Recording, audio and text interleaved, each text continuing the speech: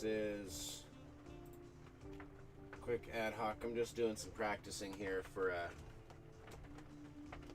project that I'm working on.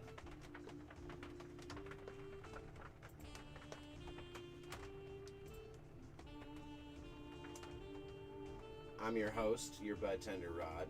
Follow down below. I'll tell you that again here in just 2 seconds. Alright, welcome everybody. This is your host, my bud tender Rod, and you are at Smoke to Think On. This is Cannabis, a Buyer's Guide. It's a project I've been kind of putting together for quite a while now, and it's ready to launch-ish. It'll be a series that I'm going to be putting on LinkedIn under my new business, Alec Can Assaulting. However, YouTube is a great playground to test out ideas, how to present, and also get feedback from clientele and others. So we're going to do this here, just kind of a off the cuff. If I was to do this class in person, it would probably go a little bit something like this. So let's just dig right in. Cannabis, a buyer's guide. The world is confusing. Weed is legal now. There are shops cropping up all over the country, and there's options that you never used to have, right? You used to walk up behind the 7-Eleven and take a bag from some dude out of the front window of his car and give him some money and hope it's not oregano. Now you walk in and I got 100 choices for you. And at least 4 or 5 different ways that you can get high. It can be overwhelming. So what are you doing here? You want to learn about the differences between sativas and indicas. I'm going to teach you a general understanding of terpenes and some common cannabinoids. Get an understanding of the spectrum of effects and how to identify what you're looking for. Different terpene profiles. So maybe they don't have the strain you had last time, but you can identify the active ingredients in that strain in other strains, so that you can branch out and find other strains that do what you need done. You know, everything from more lifted, more sleepy, lazy, somewhere in the middle. You know, and also how to identify quality and why you should spend the extra buck for terpenes over THC sometimes. Finding the right high in medicine versus saving a few dollars. You know, because it just depends on what you're trying to get out of the product. So lesson 1 is going to be indica, sativa, and hybrid. You know, what the top terpenes are, and some cannabinoids. Just the general, you know, top 4 most important cannabinoids. First of all, indica and sativa and hybrid are going to be taxonomical terms. Those mean terms that identify how it looks and what makes it different visually from the other plants around it, right? So how they grow. Indicas are usually going to be thick and short, stocky little plants with dense bud clusters that are fat and sticky. They often look like Christmas tree spires. Now usually those will be more sleepy and lazy due to the myrcene and linalool concentrations that often crop up in the more indica strains. We'll get more into that, don't worry. Sativa blends, blends are something that are coming up in the future. My bad. Sativa strains are tall, stringy plants. They grow in tight, little chunky spires. This will be something I need to do, is get illustrations of this shit. But like, the buds on a indica plant will be kind of close together like this, all clumped up and work their way up. On a sativa, they're more like this. You know, and I'll get better animations for the upcoming video series. That's why I'm doing this. This is the brainstorming project. So, at their core, that's really the only difference between indica and sativa plants. Now, usually sativas will be more uplifting, a little more focused, maybe. And hybrids are going to be somewhere in the middle on all accounts. They can be literally any 2 strains put together is a hybrid. So you can have 2 sativas being a hybrid. You can have 2 indica strains that are a hybrid. They're just not purebreds. They're not. You didn't take one AK-47 and, you know, male AK-47 to get phenotype next of AK-47. Instead, you took AK-47 and you know, Joe's fucking best sativa, and you put them together or something. You know, Um, or you could have maybe taken blueberry and mixed it with a silver super haze to get a really nice direct indica sativa hybrid right down the middle. It's not always one or the other, and it's not always right down the middle. It's important to understand this because not all of the states are actually providing you with this information, the real subtle intricacies of your strains. So you can't be surprised if you get, let's say, a surprise indica strain that's a really high limonene and very low myrcene content. It actually keeps you up at night and makes you a little buzzy. It was a short fat indica plant. It's just that particular strain of genetics and that particular growing condition produced a plant that had a higher limonene than myrcene content. And cannabis, like anything else, is biophysical. Excuse me, it's biochemical and affects us physiologically. My brain is a little hazy, you know. These terms are descriptions of the genetics and their lineage at a core. Plant makes you feel is determined by biochemistry, not its genetics. When the biochemistry is available, use that to make your decisions. So what I'm saying there is when they present you on the product, the terpene representation, the top 3 or top 5 terpenes present in that strain, that batch of that strain, use that to determine how the plant's going to make you feel, less than whether or not it says indica, sativa, or hybrid.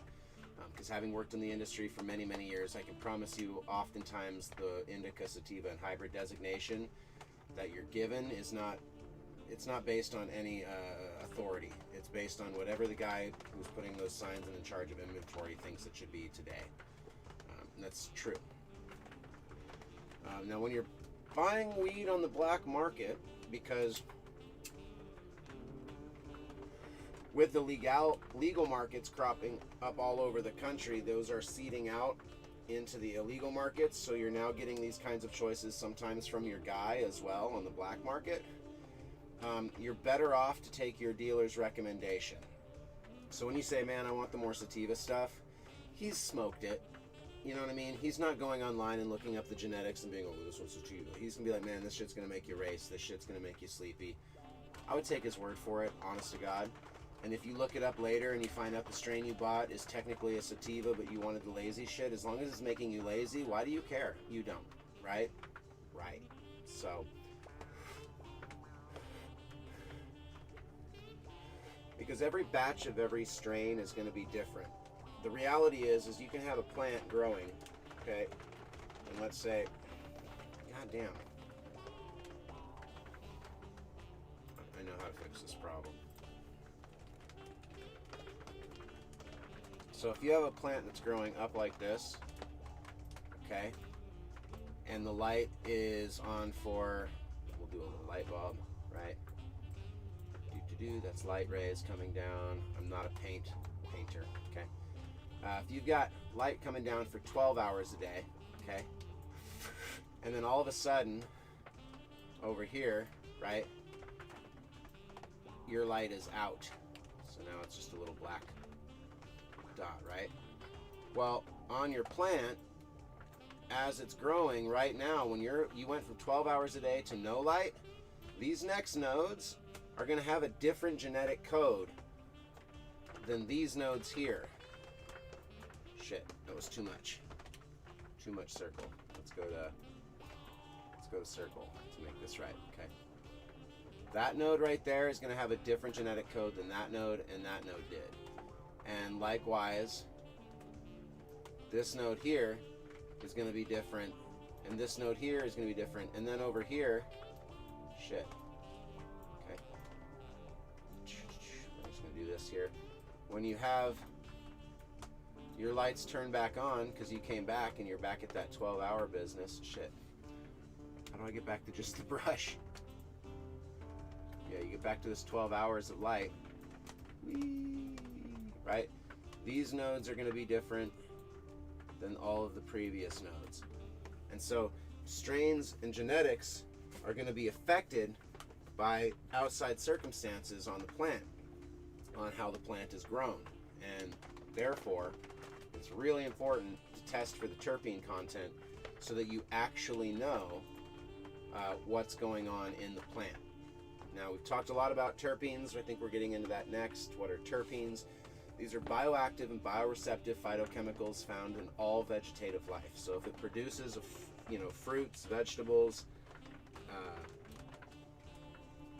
pretty much all plants, for the most part, produce some amount of terpenes. Now, there are botanical terpenes, and then there are cannabis-derived terpenes. I guess I'll actually read the slides for one. I just get into the shit, guys. I know the shit, so I get into it. Terpenes are bioreceptive and bioactive, and this means that they can be absorbed by the body, and they produce immeasurable physiological and psychological effects, which means that you can absorb them into your body, and you can actually notice the difference that they make. Now, they first discovered them, I want to say in 1783, if I remember correctly. Back then, they were isolating these terpenes out of fruit and vegetables into, I would assume, an alcohol base, and then ingesting them. Those were usually going to be botanical-derived terpenes. Cannabis terpenes are a little bit different. Terpenes found in fruit are metabolized through your endocrine system, the sweat glands, essentially, which means they're not super receptive. They're still bioactive, you just don't absorb as much of them, which means you have to ingest more to get the same effect, which is why, if you drink a pitcher of lemonade, you're refreshed. If you drink just a little, shot of lemonade, you feel like you need some more. In the hot summer when you're feeling lazy and slurpy, the reason that you get that boost of energy from lemonade and other juices like that is not just the sugars, but also they're high in limonene, which give you more of an active, peppy kind of a sensation. Cannabis-derived terpenes go through your endocannabinoid system, which essentially means that they are going directly through the brain, or the blood into the brain. They're not going through your whole digestive system as well. That's basically your weed system. So they're a lot more measurable in smaller doses. And this is due to an alignment of the ions on the molecule, to get a little sciencey about it, on the fruit and botanical terpenes. They're kind of haywire, going all different directions. On the cannabis-derived terpenes, they kind of all go the same way, allowing them to be a little bit smoother absorption into the endocannabinoid system. Now, this brings us to our entourage effects. Now, your terpenes and your cannabinoids are going to work together to create different effects. It's kind of like the way I just describe it is THC is like your Uber driver. The terpenes are the little blue line that tells them where to go. They're the source of those subtle differences between the highs that we experience from different strain and batch to batch. So if you've been smoking a lot of, say, something with haze in it, usually hazes have a high terpinolene content. They're very focused, very engaged, great for first-person shooters, playing cards, focusing on studying, projects, things like that. Now again, this is strain to strain and batch to batch, so not always, but usually those haze strains will have a high terpinolene content. Now, if you get one that's got an extremely high THC content as well, and this is where I'm coming back to where it's about choosing the right weed versus what you think is quality. If you're buying weed to study on, for instance, and you got let's say Ghost Train Haze at 28% THC and 12 milligrams of terpinolene, you're gonna have no problems focusing. But with all that THC in there, you're probably not going to want to focus on studying. You know what I mean? Your brain's going to be thinking about cool shit, not necessarily, algebra, right? Whereas a 13% THC content with 12 milligrams of terpinolene is going to keep your high down low enough that you can actually focus and get the shit done that you need to get done. That's not to say you shouldn't buy that Ghost Train. Just means instead of smoking a fat blunt, you should puff a few bowls before you study. Instead. What else? It's all about the profile. So yeah, terpenes are measured as a profile. Some are more uplifted, others are more sleepy. Some kind of don't really affect you either way that way. And this is really the essence of what we mean when we say indica versus sativa, is how much, of each do I want to put in there. I went up and set it down. There we go. So the top terps for the quote sativa highs, you want to find high terpinolene, high limonene, and high pinene. Pinene can be a good focuser and a good energy boost because it's a bronchodilator. It allows you to get more oxygen in your blood per breath, which means you're going to have a little bit more energy and a little bit better focus, a little bit more active engagement. Limonene is a mood enhancer and a little bit of a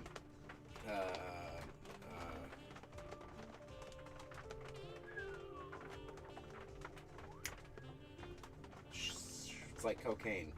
Fuck. Not an amphetamine, but like amphetamines. It's an upper. God damn, I can't think of the medical pharmaceutical term. But anyway, that's why we're doing this live stream rough version, so I can watch it later and go, oh, you're a fucking moron.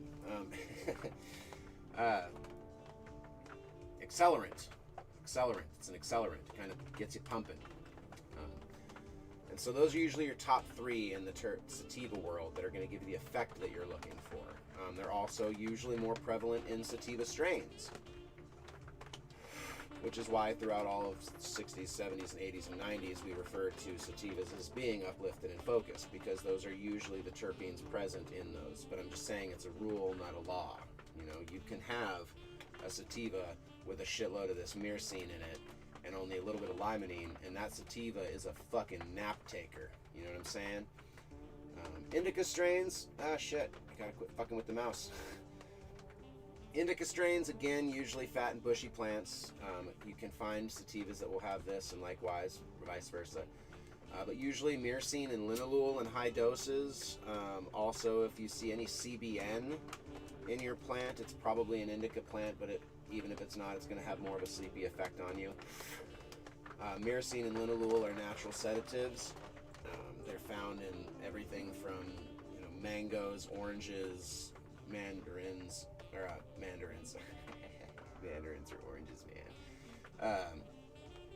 Linalool is found in lavender, a lot of floral plants. I didn't get to the smells, and I should. Forgive me. Let me back up there just a second. Go back up to sativa land here, just for a brief moment. The limonene, it's got kind of a citrusy hint to it. You'll smell what you can only describe as citrus plant. You'll go, that smells like it's got something orange, lemon, lime kind of a ness to it. Very citrus hints to it. While terpinolene is really, it's sweet, and it reminds me almost of like if there was a good part to gasoline. It's usually prevalent in diesels. It kind of mixed with a few other terps gives that real diesel fuel kind of a smell to it. Fuely, it's often described as. To me, it's more sweet and candied almost. And pinene smells exactly what you think it would smell like, pine trees. It's a very, very strong pine flavor. It's also a great antiseptic and antibiotic as well. Myrcene is really dank and damp. Kind of reminds me more of the inside smell of an orange rind than the actual orange itself. You know, that kind of bitter, dank, kind of musky smell to it. Whereas linalool, again, very sweet, very floral, hints of lavender and flowers. Hybrids are going to be good combinations of any of the similar above and similar percentages. So our sativas are going to have a higher limonene than myrcene or linalool content, or a higher terpinolene than myrcene or linalool content. Indica, you can almost base it on how much myrcene and linalool is in it as to whether or not you're going to be more up or down, unless there's high limonene concentrations. But if something with like a 12 milligrams limonene, 12 milligrams myrcene, I don't want to say necessarily they'll cancel each other out. You'll feel both. So you'll feel that relaxation and sedation, but you won't be sleepy, tired, or lazy. You'll feel relaxed, mellow, but still can do something if you want to. You know, linalool at 3 milligrams, myrcene at 5 milligrams. You know, those two kind of come together for sedation, but your limonene's still at 8 milligrams. You're probably going to feel pretty chill and mellow. You know, 3 milligrams linalool to like 3 milligrams pinene, pretty balanced. You know, low myrcene, but 3 terpinolene to 3 linalool, you're probably not going to feel real sedated. Now the undecideds, I called them, caryophyllene, humulene, which is actually beta-caryophyllene, neurodiol, osamine. These are terps that are not really going to give you a super noticeable effect unless you have a particular ailment, let's just say, that they're actually going to help with. So like caryophyllene is a great anti-inflammatory, and it has a tendency to target the gut area, similar to like a mint does, or cloves. It can just kind of help calm that, so people with things like Crohn's disease or other serious chronic stomach issues, high caryophyllene content is great. Humulene, similar again, affecting the gut, suppresses the appetite. So if you want to avoid the munchies, or if you want to actually avoid, I don't want to say that it helps with weight loss, but it helps curb appetite. So if you're trying to make curbing appetite part of your weight loss program, high humulene is nice. Super rare, so I don't want you to go on a snipe hunt for it, but do keep your eyes peeled for it when it's there. It's definitely worth investing in. Caryophyllene smells like cracked peppers. So if you've ever ground fresh pepper, you know what caryophyllene tastes and smells like. Humulene has like a really woodsy, oaky, kind of a smoky taste to it. Reminds me a little bit of campfire.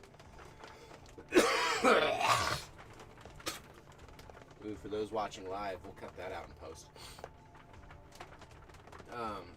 Excuse me. Neurodiol and ocimene are very similar, almost minty, herbal kind of a taste and smell to it. Neurodiol helps with probably some sublingual absorption, as it's a good transdermal. So when they isolate neurodiol, you can put it in with like CBD and THC and coconut oil, and it helps it actually absorb through the skin into the soft tissues, or the closed vessels below the skin. And it's got kind of a strange, like I said, minty herbal taste to it. Ocimene doesn't really do much for you, but give it a really great flavor. If you can find something with some ocimene in it, it's going to have a really sweet, herbal, really nice to smoke, smooth kind of a taste and flavor to it. Some terps aren't indicative of a more uplifted or focused versus sleepy, lazy kind of high, and those are the undecideds. Cannabinoids, top three is THC, CBD is CBN, and then CBG is just kind of where it all begins. It's the immature cannabinoid. It's why we cure, it's why we hang, it's why we light our butt on fire.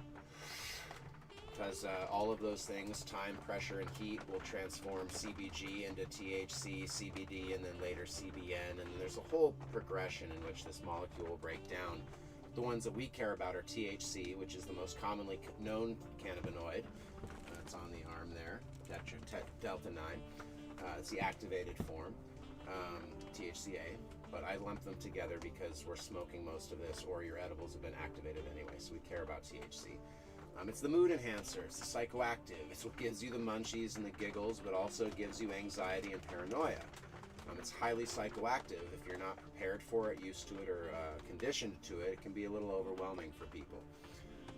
But it can also help to curb those things, the anxiety and paranoia. Once you get used to that sensation within that setting, a controlled setting, outside life anxiety and paranoia can be easier conquered because you have the tools for that. You gotten high and been too freaked out and been like, all right, I'm just freaking out, everything's fine. CBD is the second most commonly known cannabinoid, found in both ruderalis and cannabis. More commonly found in ruderalis than cannabis, but they are trying to selectively grow certain CBD strains, so that's neat. As high as 10 and 12%, so awesome. It's relaxing, it's anti-inflammatory, it's anti-anxiety, but not psychoactive, so it doesn't fuck with your perspective or your mood, but it can help lessen the amount of times your lizard brain is sending that fight or flight response. When you have anxiety, that's what's happening, is your brain is going, freak out, there's a fucking tiger, and there's no tiger. So CBD helps stop those actual receptors from triggering as quickly as they do, causing the anxiety. And it's legal in most places in the world, making it a huge cash crop right now. I got a line on 100 pounds. If you need it, let me know. Or 100,000 pounds, I think is what it was, yeah. Anyway, CBN, it's the third and least commonly known active cannabinoid, cannabinol, excuse me. Now this is semi-psychoactive. It can enhance the activity of THC, but it can also be extremely sedating. It can give sleepy, coma-inducing highs in high doses. So if you find some CBN isolated into a tincture, or if you're buying a tincture for sleep, look for CBN. That's what I meant to say. And again, CBG is just where it all starts. That's the fresh cannabinoid molecule as it's growing and developing. So that's pretty dope also. Good to know. Sleepy highs. Oh, we went up again. I meant to go down. Oh, no. No. Okay, sleepy highs. High myrcene doses, 1 to 10 milligrams for pain or anxiety relief. It's not going to be super sedating, but, you know, gives you that droop. 10 to 20 milligrams is usually pretty sedating and lazy. Gives you that droopy-eyed kind of stone. But, you know, if your house is on fire, you definitely get out of there. 20 milligrams or more for a lot of people is borderline coma-inducing. Personally, I find after 20 milligrams or about 18 milligrams of myrcene, I don't really feel too much sedation anymore. It kind of goes back to a high-dose Tylenol for me. But I smoke a lot of grass, so I'm pretty used to it. But a lot of people, a lot of customers come back and to be like, dude, 20 milligrams, I need it. I need that fucking coma. And so, you know, if you can find high doses of myrcene, you're looking for that really strong sedated high. That's what you want to look for. Linalool, it's helpful for anxiety, but it's very, very rarely found in high enough doses to be super sleepy. While it can be super sleepy, it's rare that you're going to find it in bud. If linalool is the girl you're interested in, you're going to need to get involved in concentrates, because that's where you're going to find those high enough milligram doses to actually get that lazy, sedated effect that you're looking for. I've seen it as high as 7 milligrams in bud, which is a nice, chill, mellow, relaxing high, but not at all sleepy. I've hit it in some high-dose live resins from Tsunami before, who are some of the top-of-the-line live resin producers in Nevada. And they got it up to as 15 milligrams of linalool, and that was relatively sedating to that coma level. But you're very rarely going to find that in bud. So if you need that, go to concentrates. That'll be another active lesson down the road. Now those social highs, you want that limonene. It's social, it's euphoric, it induces laughs and giggles, and it can be spacey by itself. But in conjunction with some THC, it's that lift-off shit. It's what really puts you off into outer space, kind of like thinking of weird shit. If you've ever been talking about aliens and stuff, there's probably some limonene involved. Excuse me, Fly, I'm doing a thing here. Now, limonene, do I look like fucking vice president to you? I am not. Limonene with pinene or terpinolene can be good to rein in those spacey thoughts, kind of help give focus to the euphoria. So I really like to see limonene, pinene, or limonene and terpinolene together for myself, because that's a good social experience. I'm really good behind the counter selling weed that way. It's a really good high for me in that social active setting. Limonene in high doses can be lifted, but they can also introduce some anxiety to some folks. So you want to look for a nice presence of linalool and myrcene if you have anxiety and paranoia issues. You can still get that uplifted high from the limonene, as long as there's a little linalool or some myrcene in there to help curb the anxiety. So maybe, 10 milligrams limonene, you want to see 3 to 5 milligrams myrcene, and kind of work your range down. If there's 6 milligrams of limonene, maybe 1 milligram, 2 milligrams of myrcene, just some. Let's see. And the same can be said for the high pinene and terpinolene doses. So if you do have anxiety triggers, look for those, linalool, myrcene, and CBN to help curb that. Any time of the day, highs are easy. You're just looking for a balance between these things. As long as the balance is pretty on, doesn't have to be exact, 3 to 6 or 4 to 6, you know what I mean? Like 1 or 2 off is no big deal. So, 4 milligrams myrcene, 5 milligrams limonene, you're not going to notice the difference between 5 milligrams myrcene and 4 milligrams myrcene, especially when, conjoined with 5 milligrams limonene. Now that's pretty much all I got. We'll go to how to identify quality and why you should spend the extra buck here, because I didn't actually make that fat slide apparently, because I kind of covered it already. But basically, a lot of times, higher quality herb is going to be the higher terpene presence. Even if they're not testing for the higher terpene presence, the weed that looks shinier and happier and smells stronger is usually going to be because it has higher terpene concentrations. So even if you don't have the terps listed, usually your high grade weed is going to be the weed with the higher concentration of terps, just based on how, both forms of the industry determine quality, which is usually either by the nose, by the high, or by the scientific testing data that is usually reflective of what you're getting out of that smell and that high. And so, if you've got to choose, if you're actually choosing for, semi-medicinal reasons, or for any of the reasons listed here, you want to actually get what you're looking for. You want to be more active and happy. You want to be more social to go partying with. Or you want something that's going to help you sleep at night, or just be good to relax after a hard day's work. Understanding that the terpene presence there is what's giving you those subtle effects, should influence your purchasing decision factor. Myself, I look for mid-level, high range. So I don't necessarily need the top of the line, best of the best bud on the shelf, but I definitely don't want the swag. If I'm at a dispensary and they have a $50 bag of shake, that's a half ounce.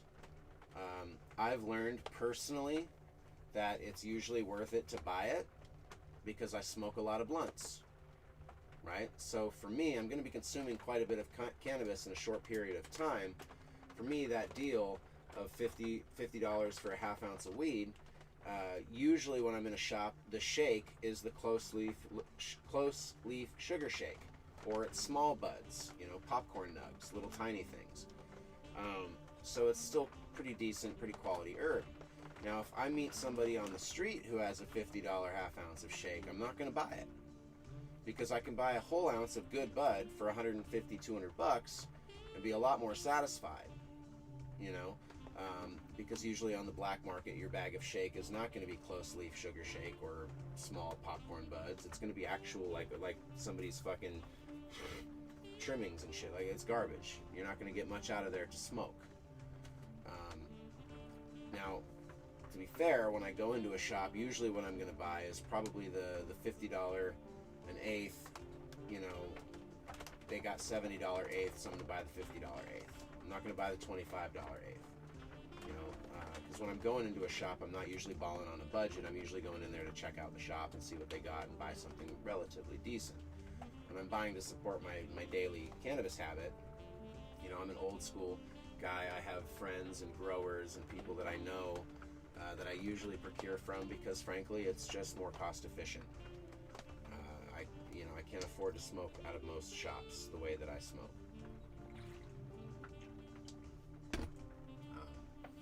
I guess buy is the wrong word. I donate. I donate to them, and they usually have excess medicine, so they're allowed to give it to me, legally, and I can donate to them for their time and their energy.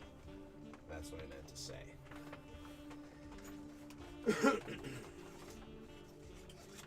Alright, so stop recording.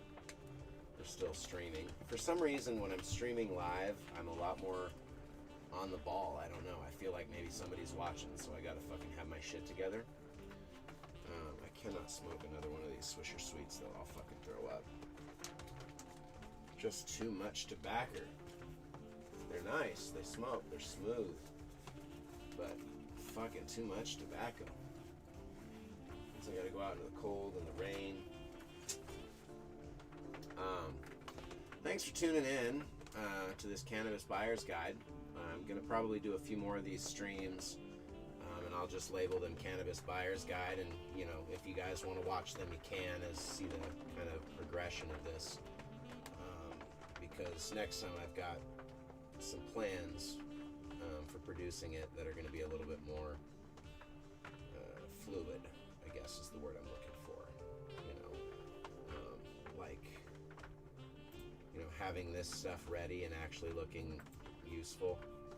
Because let's look at how this should have looked. Because I'm a pothead and didn't prepare at all. But we have 3 sections here because we're talking about 3 separate things.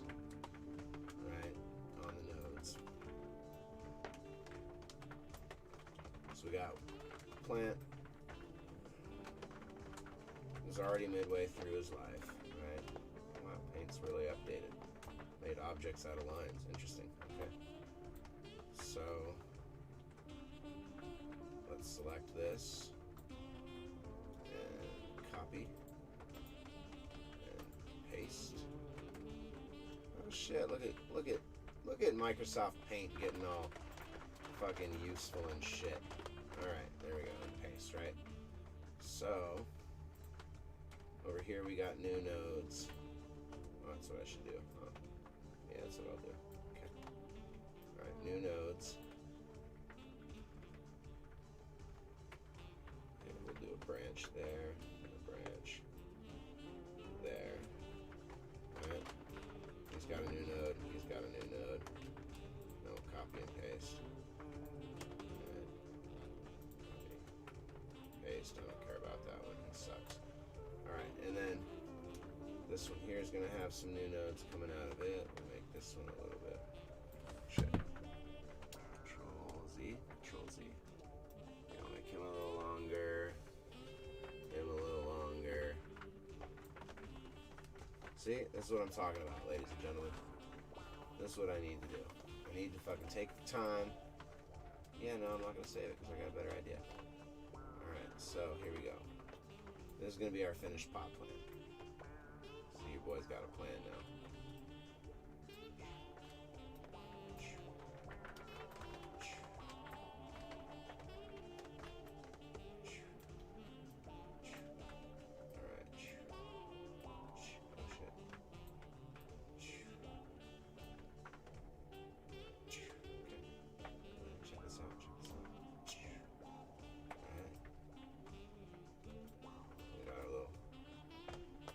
Here. Alright, so what we're doing right now is check this out. See what I'm doing? You guys see what I'm doing? Do you see it? You see it? I'm gonna move this motherfucker over here to third position. Watch this shit. Watch this shit. I got a fucking plan, folks. Fucking plan. Alright? This is our fucking crazy ass plot plant in its final state. Copy. Paste this motherfucker over here. Yeah, that's right, bitch. Watch this. Get rid of some of these nodes. Right? There's my, where's the size of my shit? I don't know. Anyway. Get rid of that. That, get rid of this whole top branch. Alright, watch. See what I'm doing? See what I'm doing? Now it's the same plant. Right? Okay. You don't even have that sprout yet. Or that sprout. There. Right? Now it's just a little bitty bullshit plant. Then we do a paste. We do a paste. Paste. There we go. Right there. Right. We just do the same thing but with less. So get rid of that one. You don't have a thing yet. You don't have a thing yet. You don't have a thing yet. And we'll get rid of that. And that'll just be a little baby sprout trying to be a big kid sprout. This one will sprout off on its fucking own like that. There, right? So then we got 12 hours a day, content.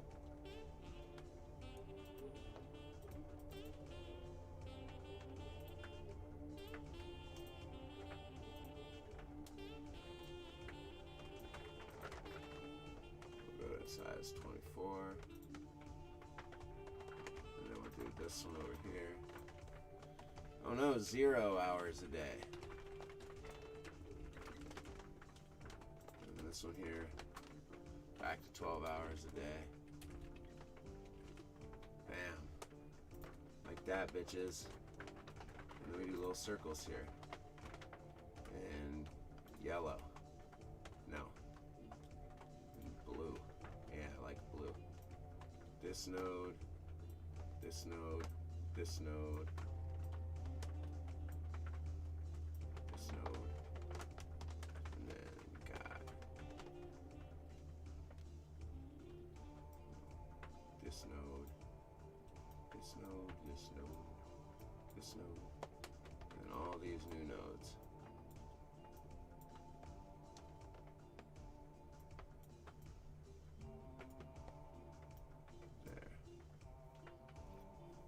Go. Different genetic code. Same plant. Right? And then we go to select. Go here.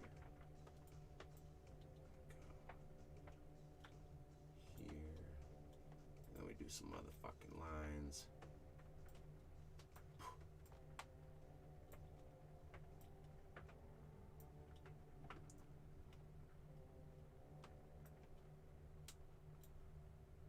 This illustrates that they're all from the same fucking plant, just different genetic code,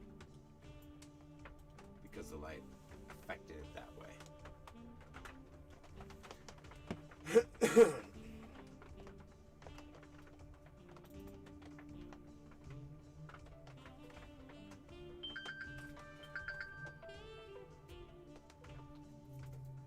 Hello? What's up?